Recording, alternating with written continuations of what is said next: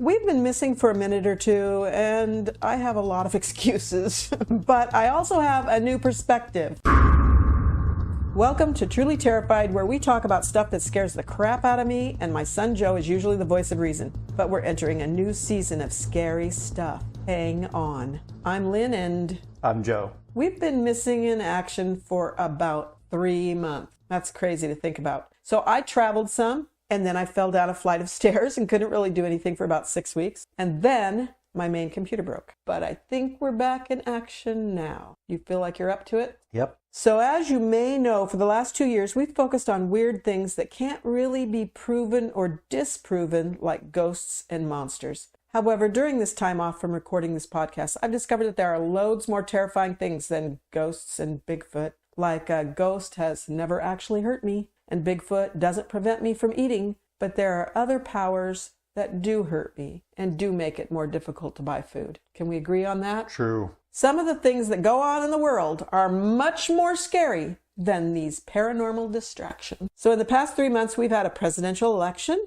and several global events that could strike terror in anyone's heart. And while I don't want this to be a political podcast ever, I just really don't, because then you kind of have to take sides. So theoretically you don't. I think a lot of people get that confused. Politics as a science doesn't have anything to do about who takes power or who has the power to do anything, but rather the systems that allow that to happen, how to allow people to have power to transition to different people. And so I think it's completely valid for anybody who does not take a side to be political. Okay, well, then we will be a political podcast, because I don't want to take a side. Political in the abstract, because I think taking sides inevitably leads you to be biased, whereas you should just always try to be as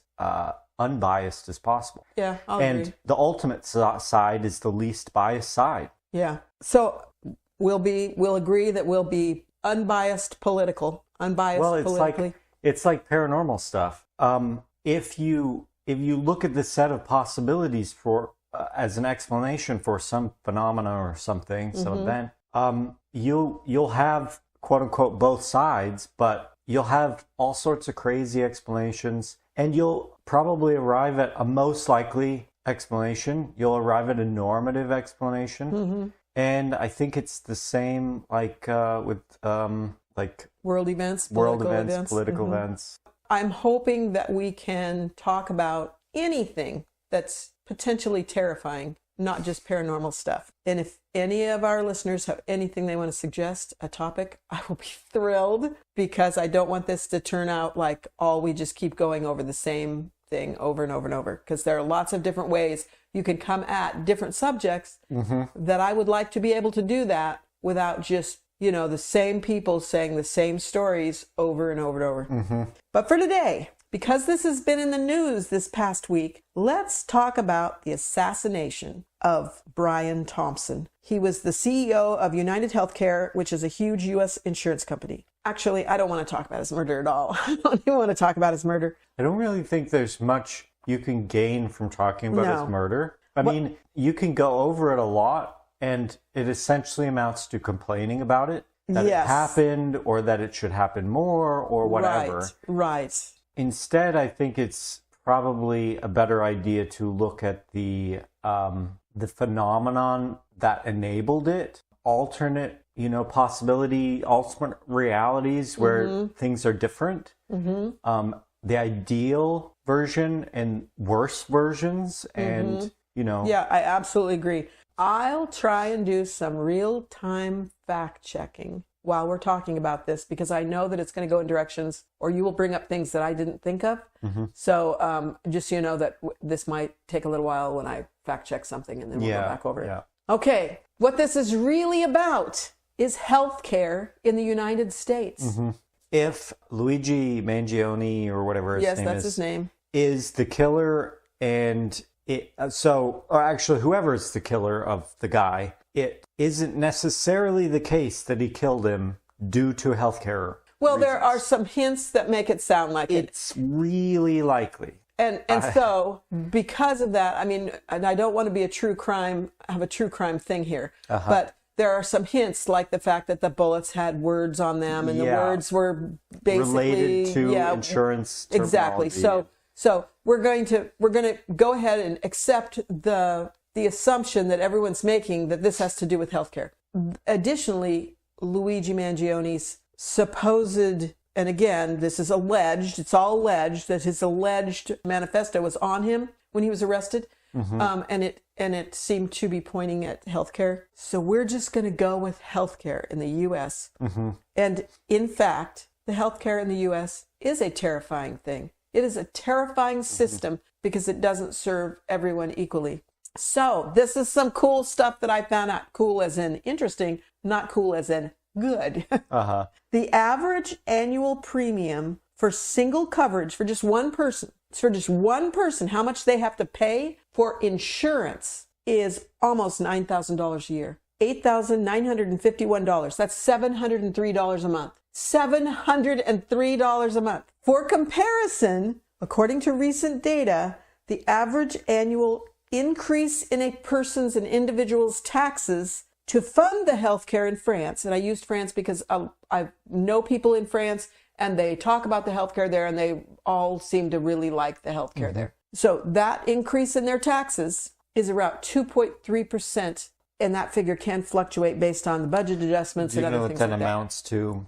So then you have to go and say, well, let's say, because we're just going to go by American incomes, because we can't take into all the other considerations in France, like the cost of living and the cost of housing and everything like that. But in the United States, the average salary, latest data is for 2023, the average salary in the U.S. for an individual worker was $65,470. If that sounds like a lot of money to you or not very much money to you, it's probably because there are a lot of people who make a fuck ton more money than that, and a lot of people who make very, very little. But the average salary is $65,470 a year. So if they were paying for health care, such as in France's system, their annual increase in taxes would be $1,505 per year. So they would pay $1,500 more per year in taxes than they would if they didn't have universal health care.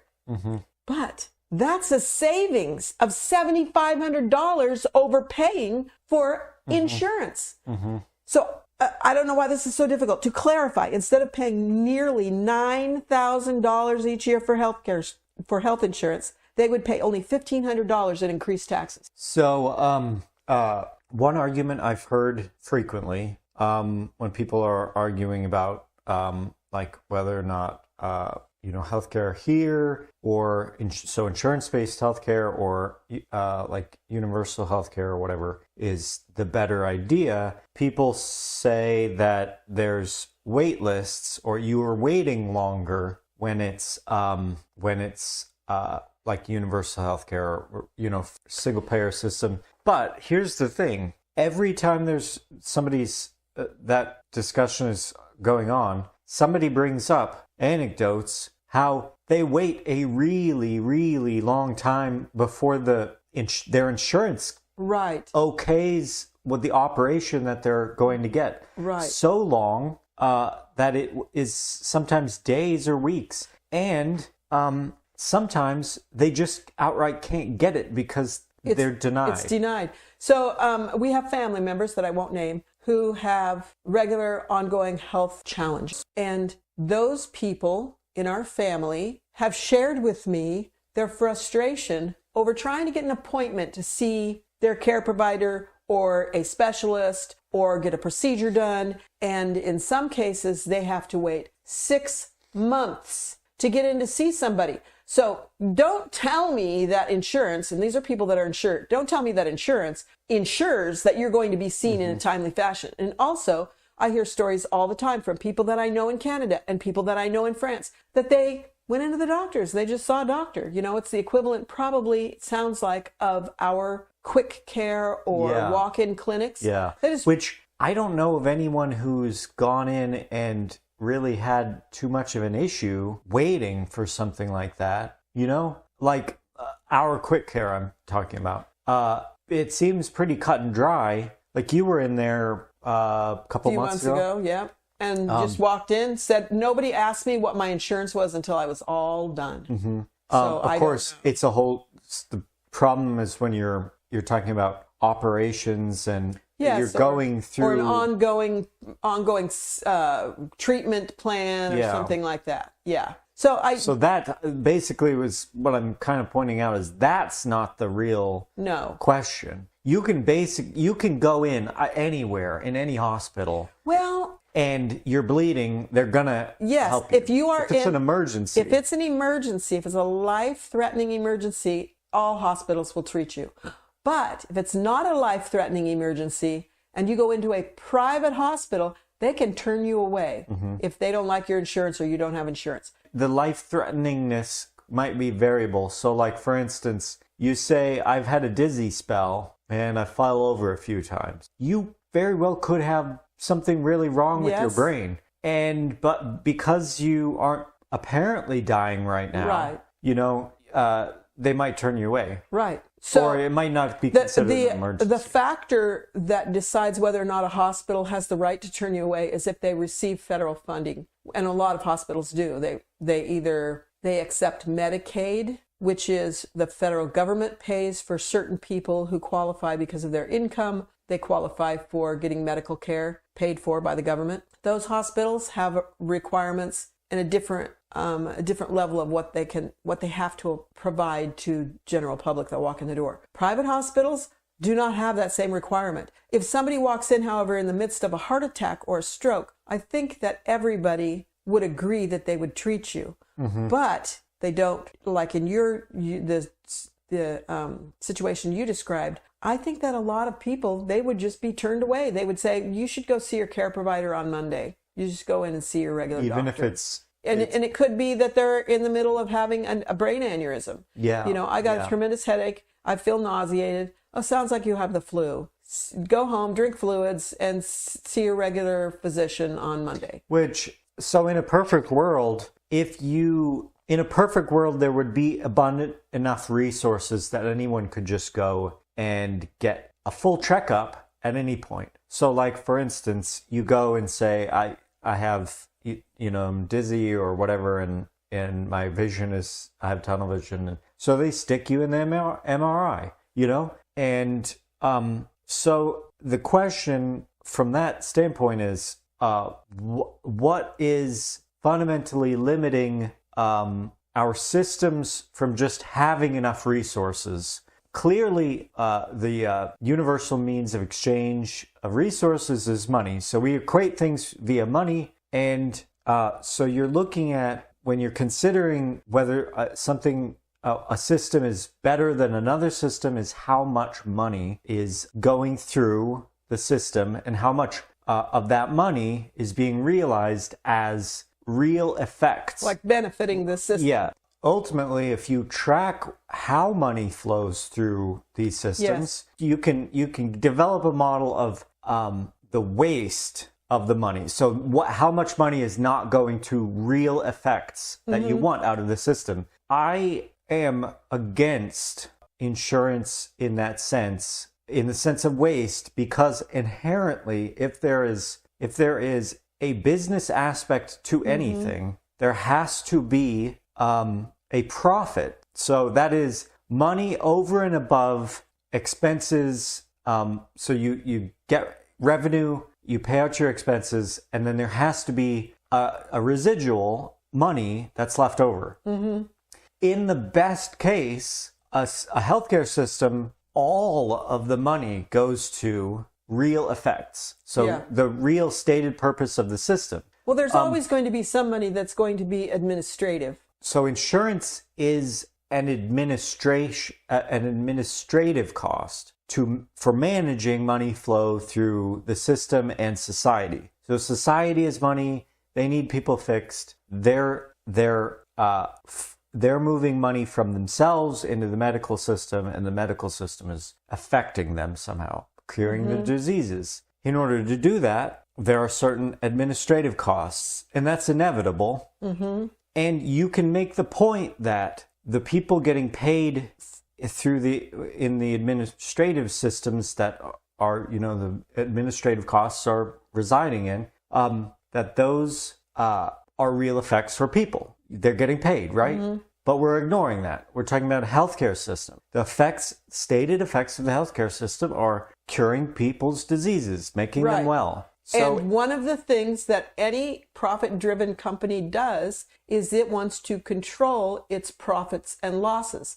And one of the ways that an insurance company controls its profits and losses is by denying healthcare claims. Yes. So as an optimizer, any business is trying to maximize the amount of profit. Yep. So that's the residual after paying expenses, to maximize the amount of profit they're getting in any quarter. And every optimizer essentially does this. You're perpetually trying to increase one number. You eventually do increase the number at the cost of other things. Mm-hmm. You're not an optimizer for those other things. You're an optimizer for that particular metric, which in this case is profit. It is the waste of the money flow through the medical system and administrative systems. It's optimizing for the waste. Yes. It means it's trying to minimize, fundamentally minimize the stated effects of the medical system. Right.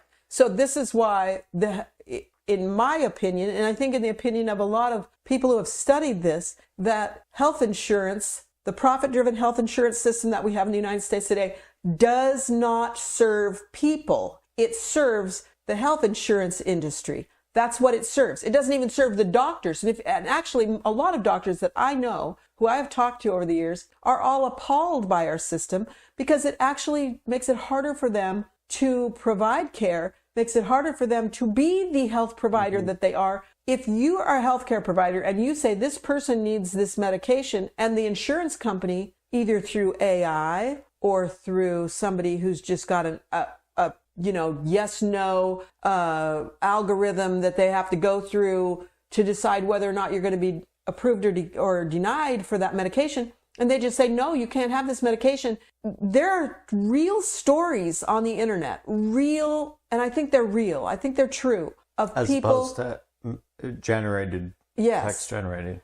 Of people who have died. Their loved ones have died because they were denied medication or a procedure or timely care in the United States. Now, I'm sure you can find similar things in every country in the world, but we live in the United States and we have a healthcare system that's very different from any other first world nation in the world. And because it is profit driven. And because of that, there's a real problem here. We have a real problem. That was a real poll on YouGov.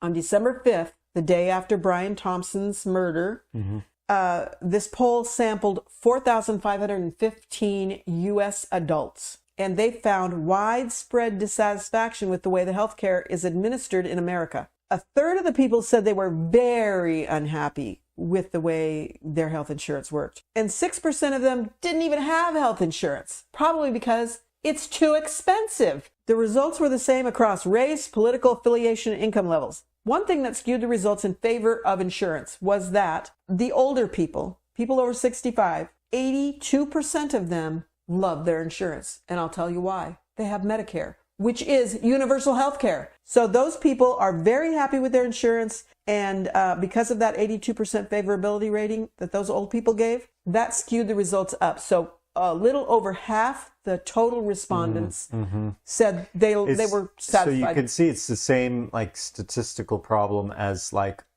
skewing the mean of incomes. So you have a few.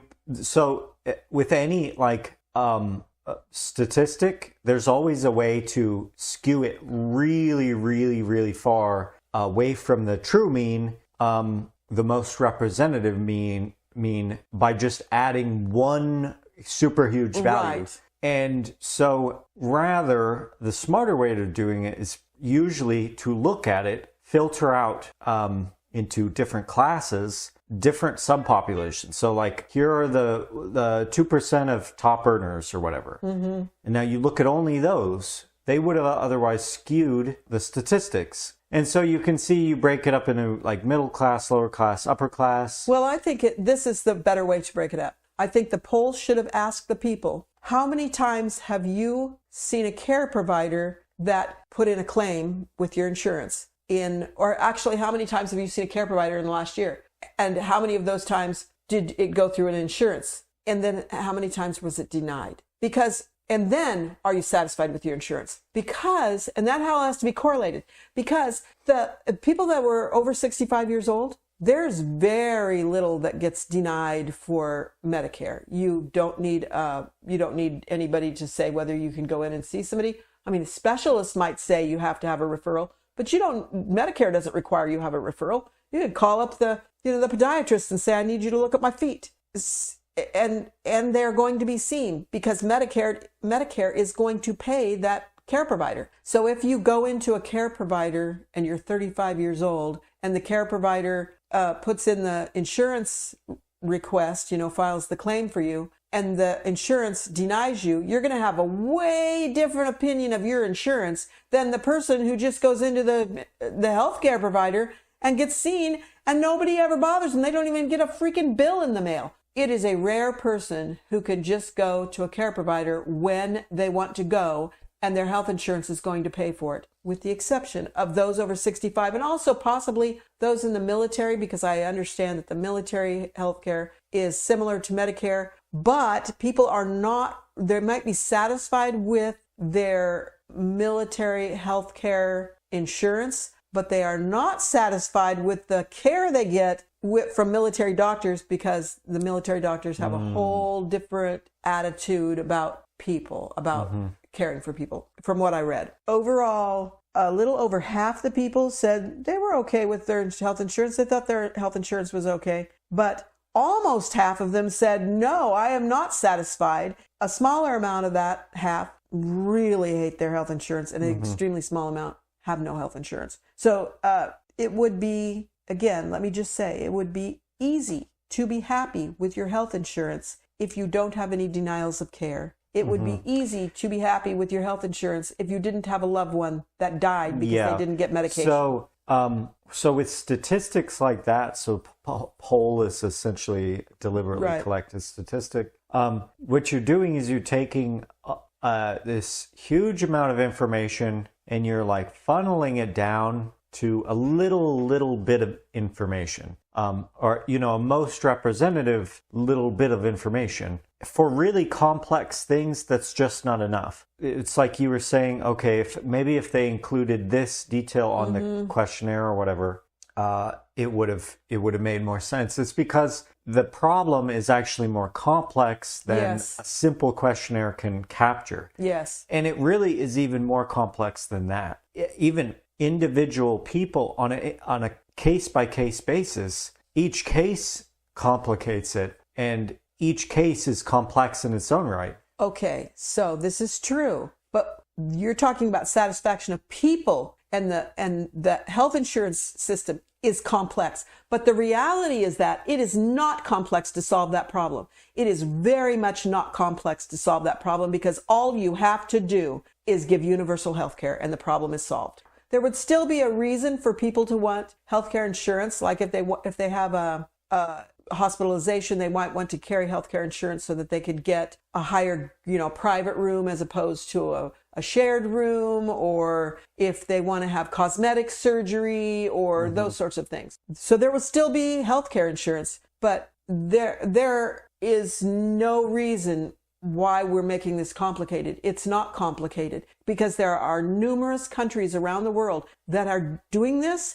and they're doing it well, and they're doing it successfully, that all you have to do is go and say, okay, France, what are you doing? We're going to do what France does, or we're going to do what Canada does, or not what England, because England is kind of... It is, and I know from what I've heard, there's also talks of, in other countries, like single-payer systems, universal healthcare, whatever, those countries that they complain about healthcare, they want healthcare reform or whatever. But the magnitude difference of people's hatred of our medical system, I mean, that in itself is a good statistic. Yes. Do people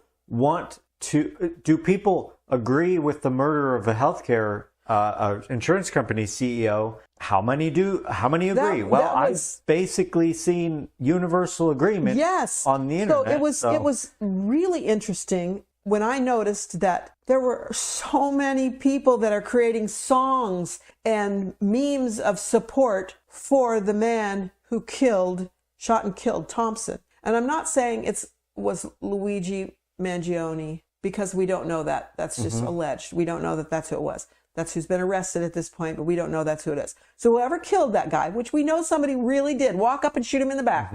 Whoever killed him, people are singing ballads in support of him. And they're doing memes, which are, in some cases, almost funny, which you would think murder would never be funny. Yeah, but it's this like collective like balancing of the scales of all the people that insurance company has screwed over, which is numerous people, and that guy. Yeah. The one guy versus all those other people. Right. And it doesn't work like that. No. And it won't. That insurance company is not going to change. No, they're not going to change. As I said, fundamentally, insurance companies are completely antithetical from the fundamental nature of their existence. They are antithetical to an efficiently effectful healthcare system.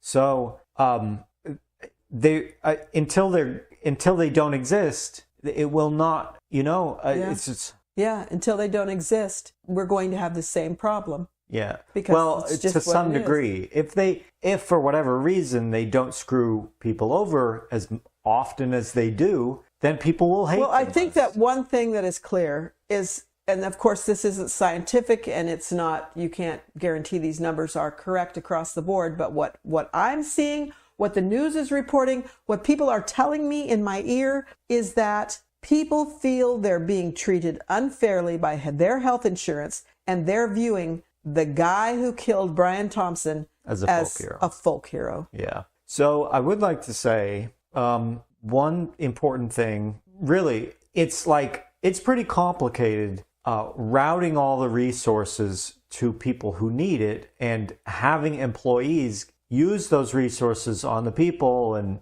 it's very complicated. It's very complex. And it does require a lot of resources just to keep that running. And so the whole situation is really more complex than just give the people healthcare, Like, for instance, let's say I wanted to start a hospital. And so I go and get a loan, get a building, and hire a doctor and, front desk people. And then people come in and they want me to treat them. Okay. Are they going to give me money? Because I have to pay back the loan, There has to be an exchange in order to pay for the care, for the employees, for any financing, for the resources. This is what I see. I see that if in the system, and I'm going to greatly oversimplify it for the sake of being able to describe what I see it as.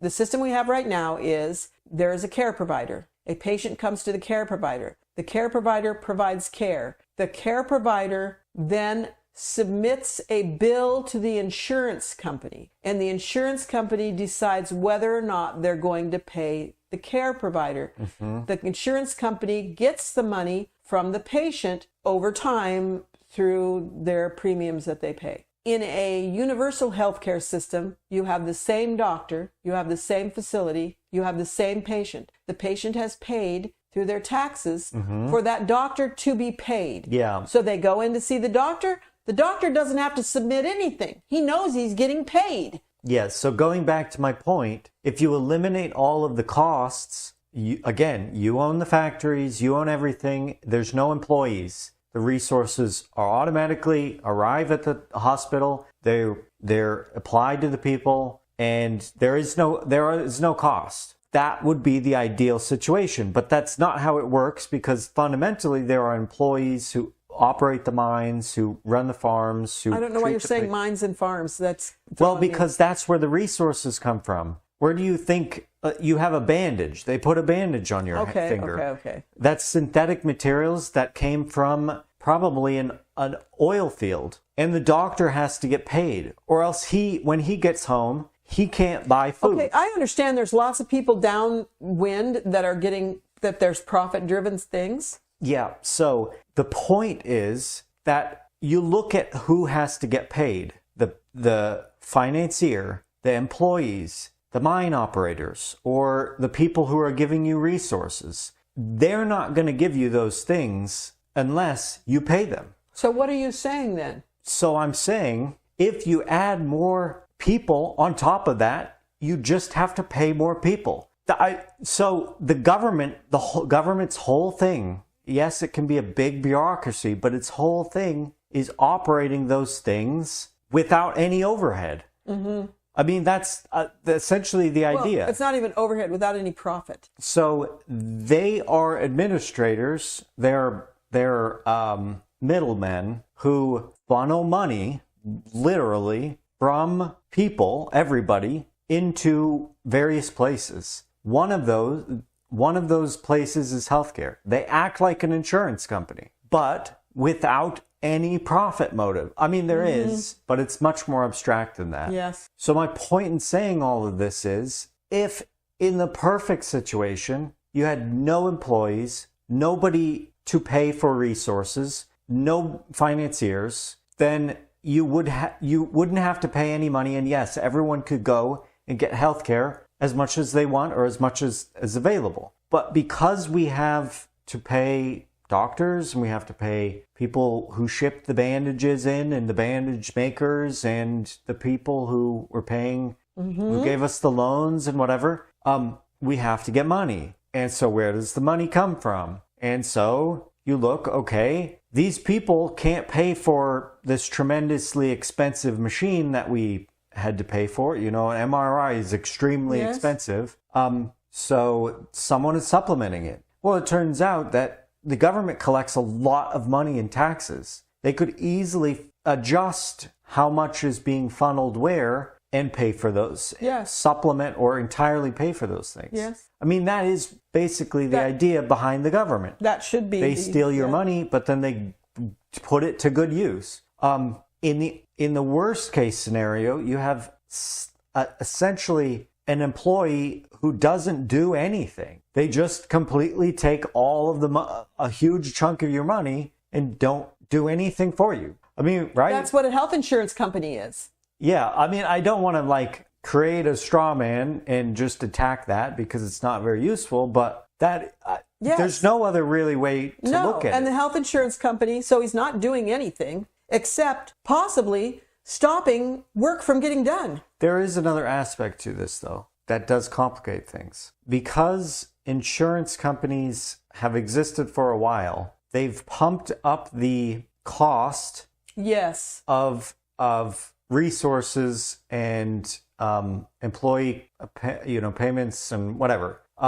And so they've kind of created their own environment where they can be parasitic in. Mm-hmm. That environment, so for instance, if we switched over immediately from entirely insurance paid to entirely government paid, the government would still be expected to pay those costs for a while until the yes, and I agree. And normalize. This is one reason why I still think it would work, because the healthcare system, and I don't have the numbers on that because it's very hard to find the numbers, but their profit margin is immense. So what they're bringing in, the $9,000 or whatever it was that for a single adult, what is that? Yes, it's $8,951 a year. So that $9,000, they're not paying out $9,000 to any, it's not obviously not to that individual, but to the system of payments to medical facilities and treatments and things. They're not paying out that entire amount. Some of it goes to their administrative costs, and some of it goes to their profit. And so if the government is taking in a different amount of money, that amount of money would then go towards healthcare. So yes, there would have to be an adjustment, because I know, because as a midwife, I got paid $25,000 for one home birth from an insurance company, which is insane. But when you put in your claim, it just goes through the system, and it's not like you can say, that's absurd. That is absurd, because they've got a book of what they pay for different things, and that's what they pay. Yeah, and so you can see, like, if you were used to that, and then you had the option of naming a price, what would you name? Well, you'd name that price, and you have some, and that's normal, so you'd get that, and that's great. One of the things I think that would happen is healthcare itself would be reformed in that people with good insurance, they will be recommended to have different procedures and get different levels of care because they know their insurance will pay for it. And that puts the money back into the hospital or clinic's coffers. And the people who do not have good insurance don't get those things. And I think that would even that out so that somebody who says, oh, I sprained my ankle or I twisted my ankle, and they can find no reason to go on and do some kind of thing with, whatever, some electrical impulse thing to try and stimulate their muscles. There's no reason because there's no indication for it. But if they have good health insurance, they would do it. But now that everything's even, it's like, no, you're good. Just stay off of it for a month.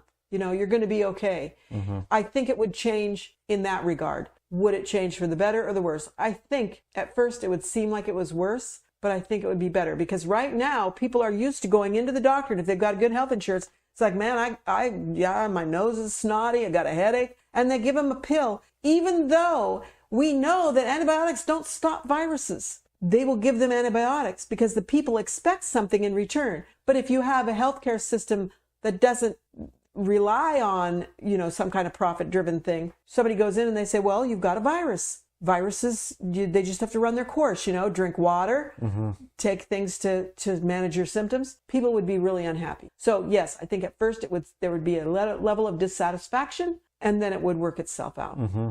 And I should say, ultimately, the goal is to, for everyone who needs healthcare, any form of healthcare, they get healthcare. So one thing I had actually thought of, I've been thinking of recently is there's like this relationship to the cost of something and how frequently it's present. So like for instance, if it costs 10 calories to make a mouse, there's going to be a lot more mice. If it costs 10,000 calories to make an elephant or whatever, probably a lot more than that, then there's going to be one elephant to every million mice or something. Mm-hmm. Healthcare is not like other industries. People have to have healthcare. Yes. They don't have really any bargaining power. It's either that or they die or they're permanently maimed or whatever for their whole life. Yep. And so you want the whole idea is to increase the availability, so the commonness of getting healthcare. And the surefire way to do that is to reduce cost. As I said, the ideal way of doing it is to eliminate all costs.